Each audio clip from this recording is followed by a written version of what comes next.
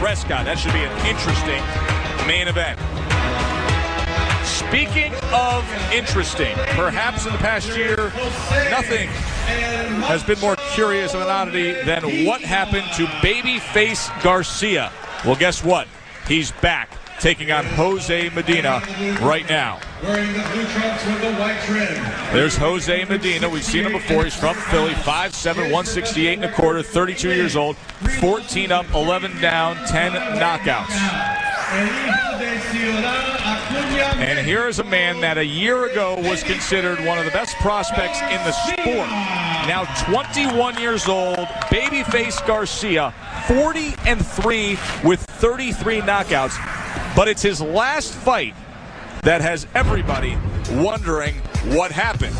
It was June 2007 on Friday Night Fights, taking on 40-year-old Troy Browning, and he just completely no-showed and lost the fight in one of the biggest upsets of the year. Yes, there were some problems there. I had problems with my promoter. With my dad, we were okay, but it was mostly the weight. I think I trained just to lose weight. I wasn't mentally fit. I wasn't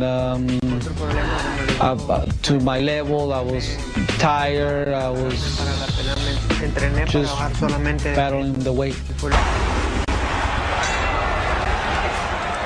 So Babyface is back, taking on Jose Medina. Jorge Alonso, the referee.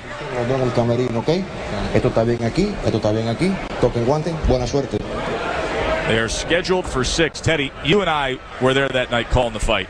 And I know he said a lot of things there. The excuse, obviously, about the weight. He went from 205 to 156. The desire to fight, things happening outside the ring.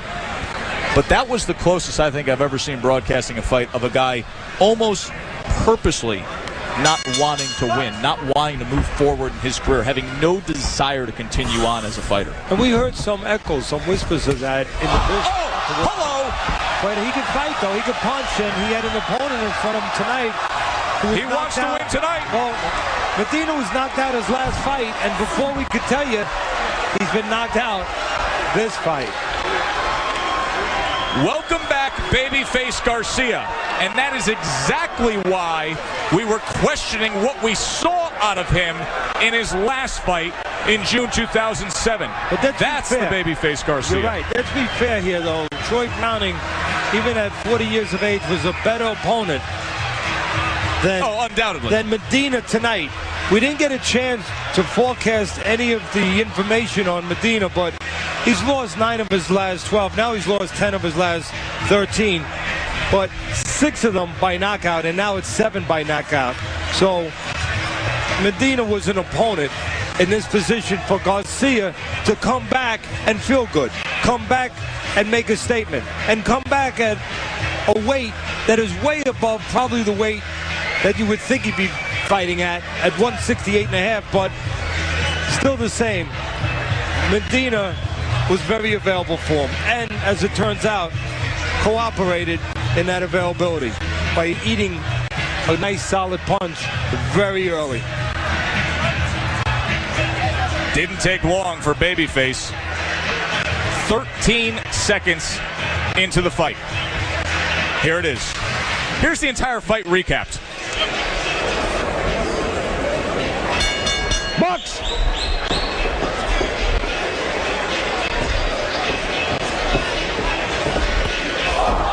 A little slip to the left, and then a left hook that Medina never saw. Again, watch the little defensive move to the left. He slips the jab and comes right back the way you draw it up.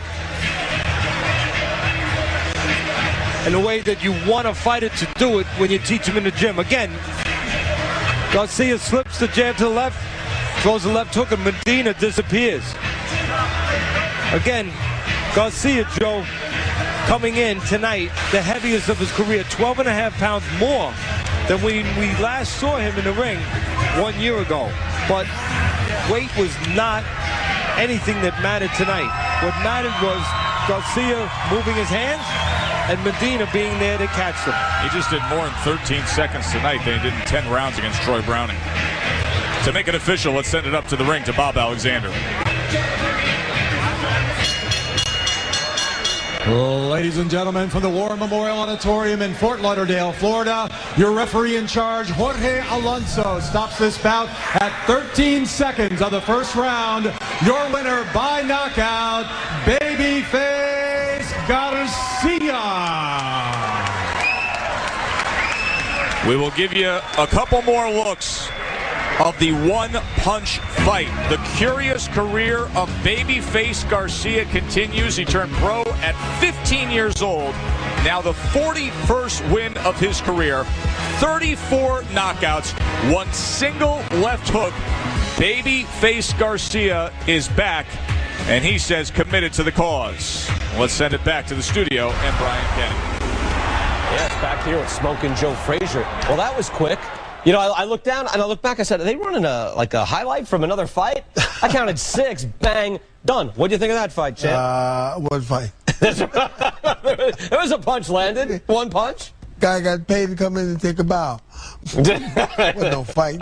Well, yeah, it's true. But he came up to get paid. That's like that. A one-shot deal. Let's watch again. That means that another guy worked harder than another guy. You know what I'm saying? Because he knows he has to fight. It's a good hook. It's a very good hook. Good left hook. The guy did a good job, but because he know he has to fight, so he be ready. The other guy, I don't know what he had thought of. Yeah. But therefore, he looked like he was matched the size-wise. Yeah. You know?